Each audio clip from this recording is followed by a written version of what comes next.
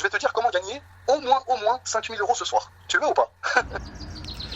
Dans une transition douteuse, après avoir évoqué brièvement l'imam Ibn Malik, Nazmi dit que le nombre ne prouve rien. Il affirma que jamais une personne qui a de la science ne s'est justifiée par le nombre de ses inscrits. Enfin, il conclut que si une personne argumente par un nombre, c'est qu'elle ne peut augmenter par rien d'autre. Pourtant, Nazmi interrogea ses inscrits en leur demandant de répondre à un sondage afin qu'ils puissent voir des chiffres.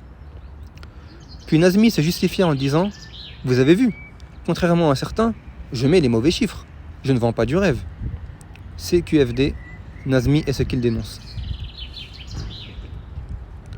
Lorsque certains répondirent qu'ils n'étaient pas satisfaits de son explication de la grammaire, Nazmi remet en question leur choix en argumentant que s'il savait de qui il prend son explication, il ne pense pas qu'il dirait cela. CQFD, Nazmi n'accepte pas les remises en question. Et lorsque d'autres trouvèrent que sa réactivité n'est pas bonne, il rejeta la faute sur la personne qui s'occupe des sœurs, comme s'il rendait impossible le fait qu'on ne soit pas satisfait de lui. Quand bien même ce serait une mauvaise blague, un enseignant doit montrer l'exemple à ses élèves en ayant de bonnes manières, comme la modestie. Lors de la mise à jour de son site, Nazmi afficha sur sa page d'accueil son palmarès.